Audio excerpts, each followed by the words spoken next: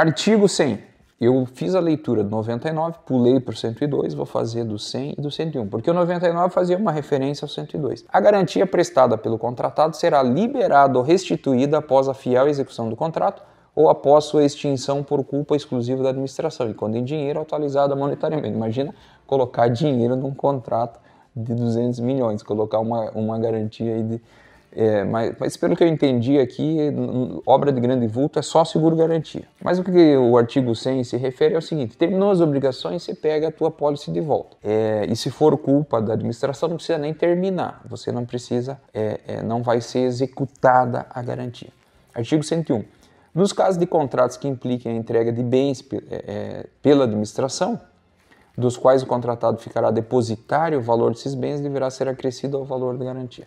Então, pessoal, continuando aqui, capítulo 3, da alocação de riscos. Aliás, riscos é uma inovação da nova lei de licitações. Ela incorporou esses critérios modernos de planejamento, governança, sustentabilidade, desenvolvimento nacional, análise de risco, matriz de risco. Porque tem um estudo do TCU, se não me falha a memória, 37% das obras públicas estavam paralisadas, com problemas graves e tal. Então, o legislador aqui ele entendeu que era necessário tomar uma medida drástica para fazer com que houvesse um planejamento muito maior antes daquilo sair do papel e ir para a prática. Artigo 103.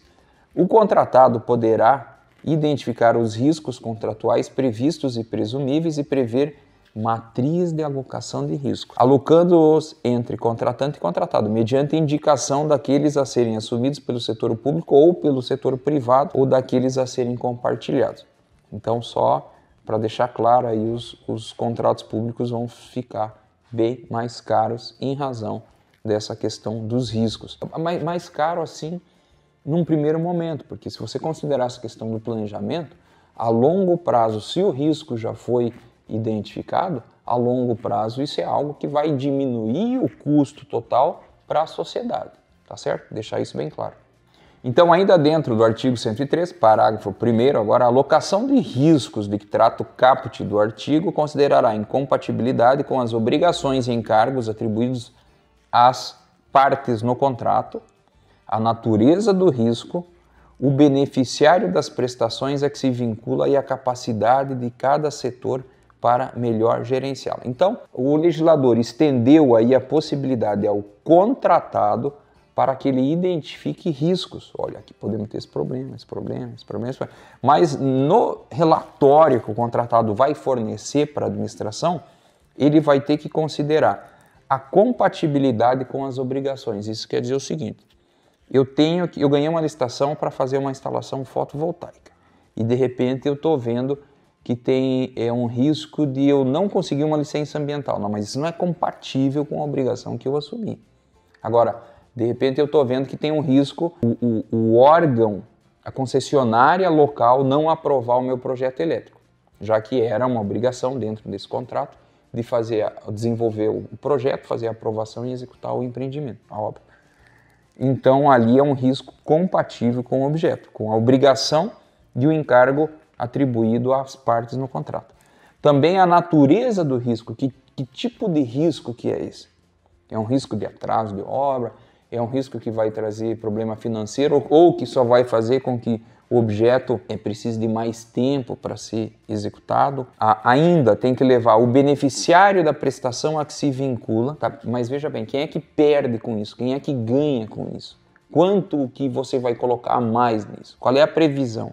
E a capacidade de cada setor para melhor, ele tem que pôr uma espécie de indicação da solução também. Parágrafo 2º. Os riscos que tenham cobertura oferecida por seguradora serão preferencialmente transferidos ao contratado. Então veja bem, isso quer dizer o seguinte: foram identificados os riscos, tá? Tudo bem, mas esse aqui é passível de fazer um seguro. Esse também. Então, se der problema com relação a isso, o contratado é que vai ter que pagar. É isso que está dizendo o parágrafo seguinte. Então, o que o contratado vai ter que quase que obrigatoriamente fazer? Buscar amparo das empresas seguradoras. Parágrafo 3º. A alocação dos riscos contratuais será quantificada para fins de projeção dos reflexos de seus custos no valor estimado da contratação. Então, veja bem.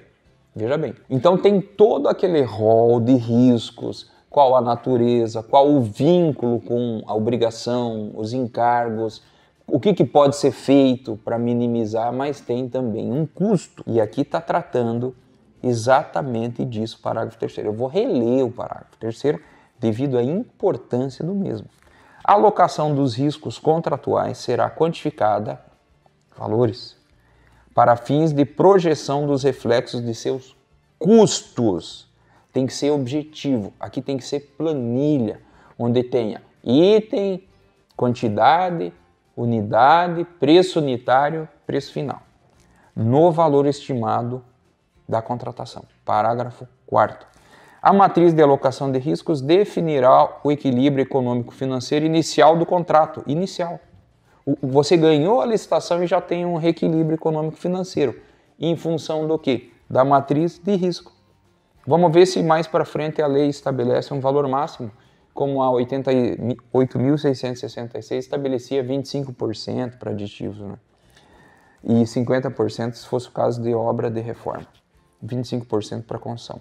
A matriz de alocação de riscos definirá, lendo de novo, o equilíbrio econômico-financeiro. Reequilibra. Pegou o contrato, reequilibrou. Inicial do contrato em relação a eventos supervenientes e deverá ser observada na solução de eventuais pleitos das partes. O que eu estou entendendo é o seguinte: o contratado, ele apresenta a matriz de risco e diz assim, ó, eu vou contratar tudo isso aqui, vai custar tanto, eu quero o reequilíbrio inicial já. Parágrafo 5º. Sempre que atendidas as condições do contrato e da matriz de alocação de riscos, será considerado mantido o equilíbrio econômico-financeiro, renunciando as partes aos pedidos de restabelecimento do equilíbrio relacionado aos riscos assumidos,